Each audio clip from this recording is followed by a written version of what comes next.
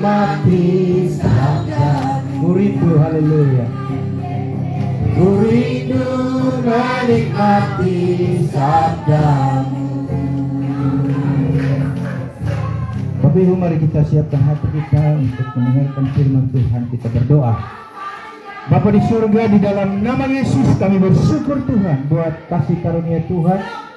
Buat siang ini kami ada di dalam hadirat Tuhan. Kondisi seperti ini, tapi kami berharap Tuhan Yesus menolong kami. Tuhan hadir di sini sehingga kami bisa mendengarkan firman Tuhan. Firman yang hebat dan berkuasa itu akan menembusi sub-sub tulang kami. Kami ikat segala penghulu udara yang ada di sini dalam nama Yesus. Engkau tunduk dan taat kepada kuasa Tuhan. Darah Yesus berkuasa, darah Yesus berkuasa. Terpujilah nama Tuhan. Kami siapkan hati kami untuk mendengarkan firman Tuhan. Dalam nama Yesus kami berdoa. Dan semua yang percaya katakan amin. Shalom. Selamat siang untuk kita semua. Selamat Paskah. Jadi hari ini kita harus bersuka cita Bapak Ibu, karena Kristus sudah mengalahkan maut. Utang dosa kita sudah dibayar dengan nyawanya sendiri. Kita sesungguhnya Bapak Ibu, kita sudah bebas. Karena itu mari coba katakan di samping kiri kanan saudara dan saya bahwa saya sudah bebas. Katakan amin. Bapak Ibu dan saudara, coba satu orang bisa buka firman Tuhan dalam 1 Korintus 1 Korintus 15 ayat 14, 17 dan 20. Ini 1 Korintus 15 ayat 14. Pak Eli bisa baca ayat 14. Pak Joni Asana baca ayat 17. Atau Pak Joni duluan 14. Pak Eli masih 1 Korintus 15 ayat 14. Tetapi andai kata Kristus tidak dibangkitkan, maka sia-sialah pemberitaan kami dan sia-sialah juga kepercayaan kami. Ayat 17, Pak Eli ayat 17. Dan jika Kristus tidak dibangkitkan, maka sia-sialah kepercayaan kamu dan kamu masih hidup dalam dosamu. Sama-sama ayat 20 ya, sama-sama ayat 20. 1, 2, 3, sama-sama ayat 20.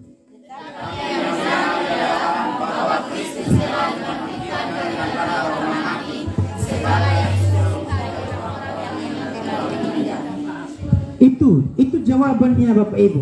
Tidak sia-sia kita percaya Kristus. Karena kita percaya bahwa Kristus telah bangkit. Hari ini saya bukan bicara tentang itu, tapi judul khotbah saya yaitu utang dosa dibayar dengan nyawa. Roma 6, nats pembimbing kita dalam Roma 6 ayat yang ke-23 Bapak Ibu. Roma 6 ayat 23, mari kita buka sama-sama Roma 6 ayat yang ke-23. Utang dosa dibayar dengan nyawa. Karena satu ayat, mari kita rame-rame berseru dan membaca secara bersama-sama. 1, 2, 3. Sebab upah dosa ialah maut, tetapi karunia Allah ialah hidup yang kekal dalam Kristus Tuhan kita. Ya, Bapak Ibu dan saudara, pada dasarnya dosa adalah pemberontakan terhadap Allah. Dosa memisahkan kita dari Allah Sang Pencipta. Makanya Bapak Ibu, Yesaya 59 ayat yang kedua berkata, tetapi yang merupakan pemisah antara kamu dan Allah ialah segala kejahatanmu, ialah segala dosamu. Ini sangat jelas Bapak Ibu. Akibat dosa manusia putus hubungan dengan Allah. Karena itu Bapak Ibu, tidak mungkin ada orang yang bisa ke surga tanpa melalui Tuhan Yesus. Tidak mungkin. Maka itu Yesus berkata sendiri di dalam Yohanes 14 ayat 6, Tuhan Yesus bilang begini, Akulah jalan dan kebenaran dan hidup. Tidak ada seorang pun yang datang kepada Bapa kalau tidak melalui aku. Kehidupan ini Bapak Ibu sesungguhnya ada di dalam tangan Tuhan. Jadi ketika kita berdosa dan menjadi terpisah dari Allah, kita terpisah dari sumber kehidupan yang sejati. Makanya Bapak Ibu, ketika kita terpisah, kita pasti akan mengalami suatu kematian yang luar biasa. Bapak Ibu dan saudara-saudara yang terkasih dalam Tuhan, tadi kita sudah membaca bersama-sama Roma 6 ayat 23 katakan bahwa upah dosa adalah maut. Maut adalah mati. Mati itu artinya kehilangan nyawa. Berarti hutang dosa itu harus dibayar dengan nyawa. Nah, di dalam Alkitab Perjanjian Lama sudah ada gambaran di sana bahwa ada nyawa yang dikorbankan, yaitu nyawa binatang. Maka prinsipnya sama, yaitu bahwa dosa harus dibayar dengan nyawa. Itu artinya apa? Yang buat dosa itu harus mati. Saudara-saudara bisa lihat tadi di dalam firman Tuhan yang kita sudah baca tadi bahwa upah dosa adalah maut. Berarti cukup satu dosa saja kita sudah mengalami maut. Alkitab tidak berkata upah dosa-dosa adalah maut, tetapi Alkitab hanya berkata upah dosa adalah maut. Berarti satu dosa saja atau satu hutang saja bayarannya adalah maut. Nah, banyak orang disesatkan, banyak orang berpikir salah. Salahnya di mana? Banyak orang berpikir bahwa hutang itu atau dosa itu dibayar dengan berbuat baik. Mereka berpikir bahwa berbuat amal bisa dosanya diampuni. Mereka berpikir bahwa berbuat kebaikan dosa mereka bisa terhapus. Itu salah. Kekristenan jelas-jelas menolak adanya perbuatan baik, adanya perbuatan amal yang dari manusia yang bisa membayar dosa. Itu jelas-jelas salah. Orang yang berbuat dosa tidak akan pernah lolos dari hukuman dosa. Dan hutang dosa hanya bisa dibebaskan atas dasar belas kasihan Allah dan kemurahan hati Allah saja. Nah, banyak orang di luar Kristus berpikir bahwa kalau dia sudah datang dan berkata, ampunilah kami ya Allah, kami tidak bisa bayar hutang dosa. Kalau dia berkata bahwa ampunilah kami Tuhan, apakah Tuhan bisa langsung menghapus dosanya? Jawabannya tidak bisa. Kenapa tidak bisa? Karena Tuhan itu adil. Nah, adilnya di mana? Ya, namanya hutang dosa itu harus dibayar kepada Allah. Walaupun kita mengemis kepada Allah, walaupun kita minta ampun, tidak akan bisa. Hutang dosa tetap harus dibayar. Pertanyaannya adalah mau bayar pakai apa? Kita tidak sanggup membayarnya. Itulah sebabnya untuk membayar hutang dosa itu, maka Kristus anaknya yang tunggal itu harus diberikan untuk menebus dosa-dosa kita. Amin Bapak Ibu. Jadi berarti bayar pakai nyawa. Itulah sebabnya Yesus Kristus datang ke dunia ini untuk memberikan nyawanya, untuk menebus segala hutang-hutang kita. Jadi Bapak Ibu, pada waktu Yesus di atas kayu salib, maka sesungguhnya Bapak Ibu, surat hutang kita itu sudah selesai. Biasanya Bapak Ibu, kalau hutang itu pasti ada surat. Apalagi dulu-dulu orang pakai surat hutang. Nah, begitu hutang kita lunas Bapak Ibu, maka surat itu pasti orang robek. Itu artinya hutang kita sudah lunas dibayar. Nah, pada saat Yesus disalibkan sama juga. Ketika Yesus tergantung di atas kayu salib, saat itu juga hutang-hutang kita telah lunas dibayar. Mari kita lihat 2 Korintus Kolose pasal yang kedua Bapak Ibu, ayat yang ke-13 dan 14. Saya bacakan ayat 13 Bapak Ibu. Kamu juga meskipun dahulu mati oleh pelanggaranmu dan oleh karena tidak disunat secara lahiriah, telah dihidupkan Allah bersama-sama dengan Dia. Perhatikan, sesudah Ia mengampuni segala pelanggaran kita, ayat 14, dengan menghapuskan surat hutang, menghapus surat hutang. Dan yang terakhir, kalimat terakhir dia bilang begini, dan itu ditiadakannya dengan memakukannya pada kayu salib. Sangat jelas Bapak Ibu. Artinya pada saat Yesus mati di kayu salib, pada saat itu juga hutang dosa kita sudah dibayar. Pertanyaannya, Yesus bayar berapa banyak? pertanyaannya lunas atau tidak? Pertanyaannya sudah selesai atau belum? Jawabannya ada di dalam Yohanes 19 ayat yang ke-30. Dia bilang begini, sesudah Yesus minum anggur itu, ia berkata, sudah selesai. Artinya sudah selesai, Bapak Ibu. Lalu ia menundukkan kepalanya dan menyerahkan nyawanya. Berarti hutang dosa sudah selesai. Hutang dosa sudah lunas. 1 Korintus 6 ayat 20 juga berkata begini, sebab kamu telah dibeli dan harganya telah lunas dibayar. Telah lunas dibayar. Bahkan dikuatkan lagi dengan 1 Korintus 7 ayat 23 berkata, kamu telah dibeli dan harganya telah lunas dibayar. Karena itulah jangan kamu menjadi hamba manusia. Bapak Ibu dan Saudara, tetapi ada yang berkata, ada yang bertanya begini, kalau memang Yesus sudah bayar dosa-dosa manusia, apakah pembayaran Yesus itu berlaku juga untuk saya? Ada yang bertanya begitu. Maka jawaban saya adalah ya. Kalau engkau menerima Yesus sebagai Tuhan dan Juru Selamatmu, maka penghapusan itu akan berlaku juga atas hidupmu.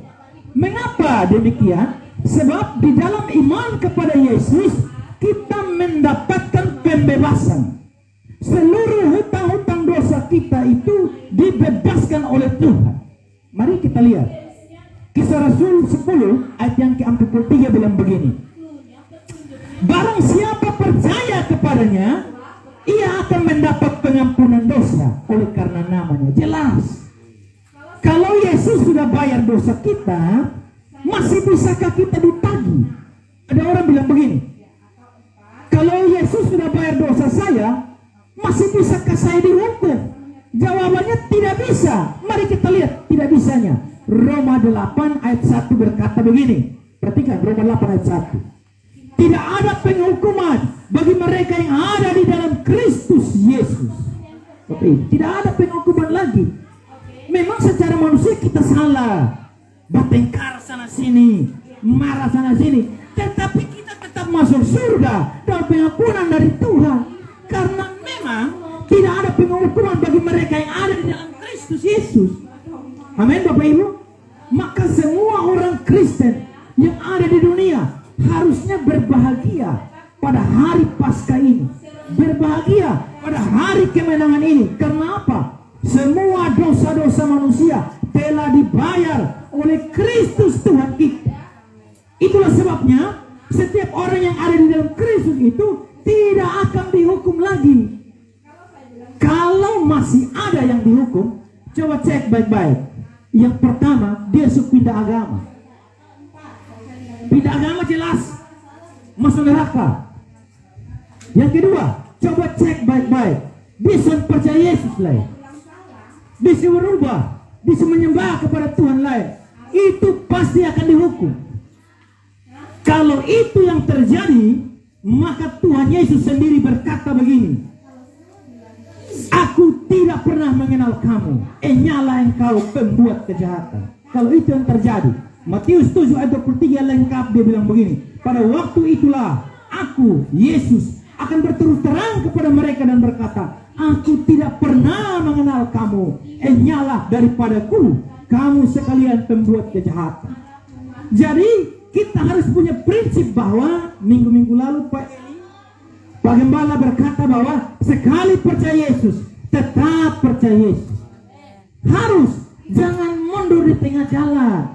Walaupun jatuh bangun, saudara terus percaya Kristus. Jangan mundur, jangan pindah agama, jangan berbalik daripada Kristus. Hari ini kita berbahagia. Bahagia itu Bapak Ibu bukan karena kita kaya raya. Bahagia itu bukan karena kita jadi gembala, jadi pendeta baru kita bahagia. Bahagia karena apa Bapak Ibu? Karena kita ada di dalam Yesus. Amin Bapak Ibu. Kita ada di dalam Yesus yang sudah menghapus segala dosa-dosa dan pelanggaran kita.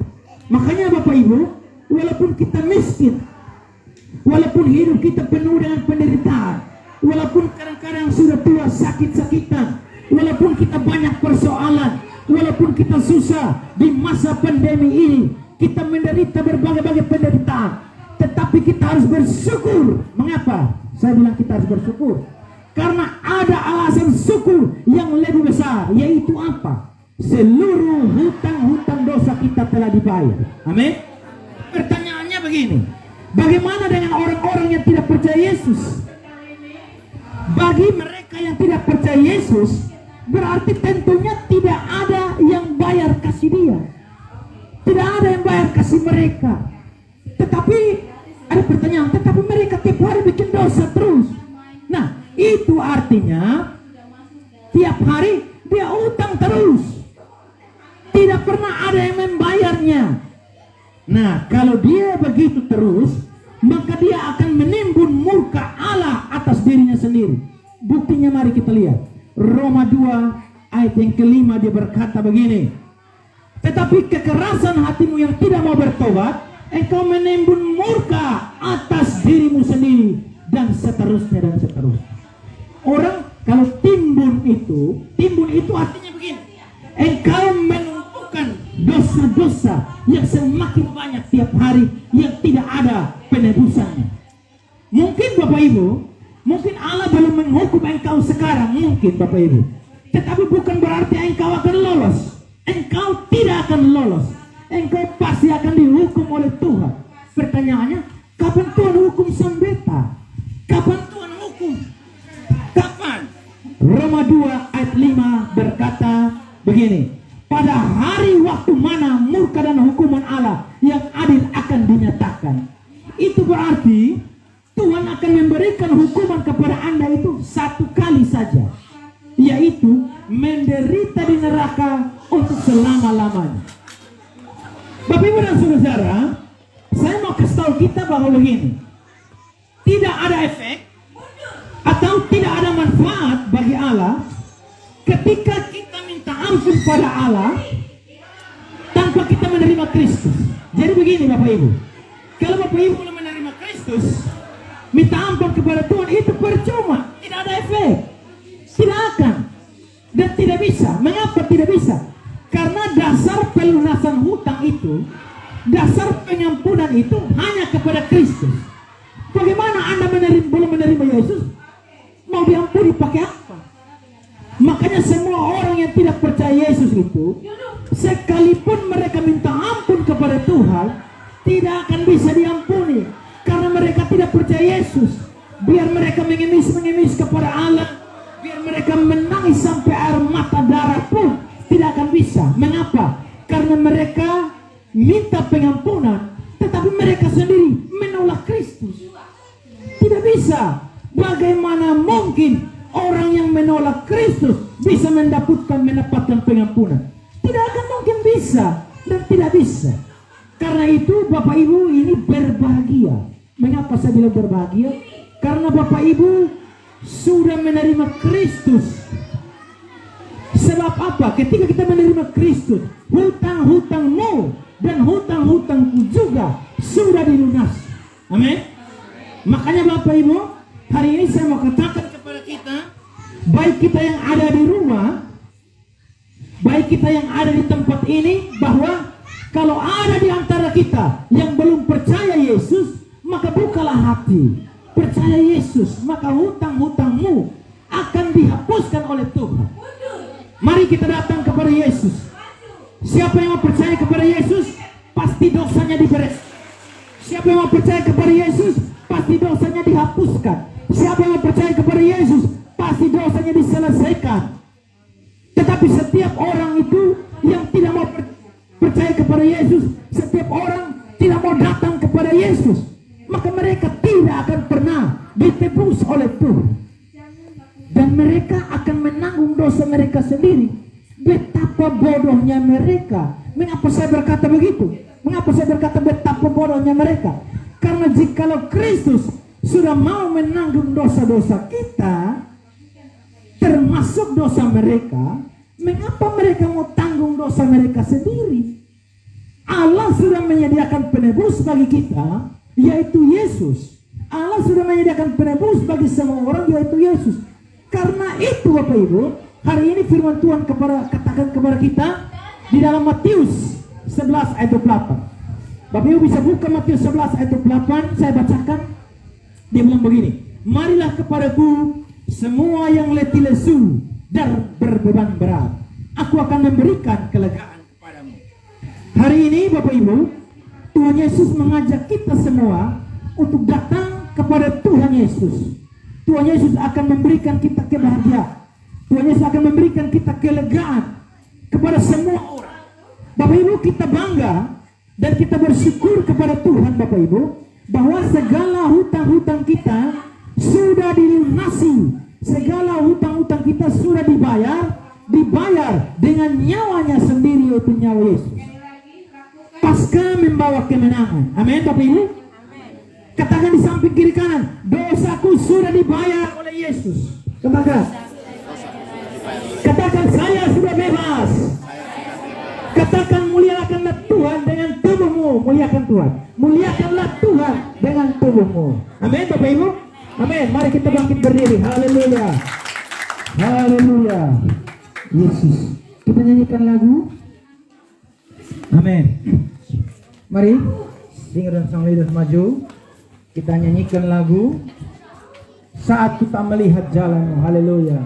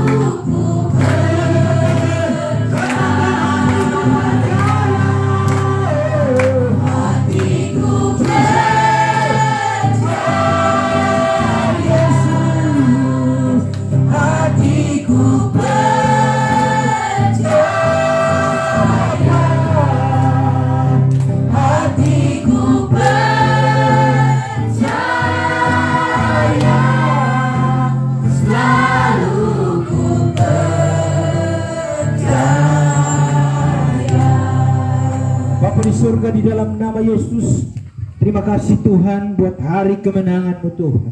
Terima kasih Tuhan buat Paskah Tuhan Yesus. Kami seluruh umat manusia, khususnya kami MDC Karisin Tuhan Yesus, datang berseru menyembah kepada Bapa. Kami tahu Tuhan Yesus bahwa hutang-hutang dosa kami sudah dilunasi oleh Engkau Bapa. Engkau Tuhan di atas segala Tuhan. Engkau Raja kami, Engkau pembebas kami, Engkau Allah di atas segala Allah. Terima kasih banyak Tuhan Yesus. Terima kasih. Terima kasih buat hari ini. Terima kasih buat ibadah hari ini. Kami bersyukur kami bisa melakukan ibadah. Terima kasih banyak Tuhan Yesus. Kami berdoa buat semua jemaat yang hadir. Tuhan Yesus memberkati. Para gembala Tuhan Yesus memberkati. Para diaken Tuhan Yesus memberkati. Semua yang ada di dalam nama Yesus. Berkat Abraham, Ishak dan Yakub tercurah atas hidup kami. Terpujilah nama Tuhan. Terima kasih banyak Tuhan Yesus. Mari angkat tangan dan terima berkat.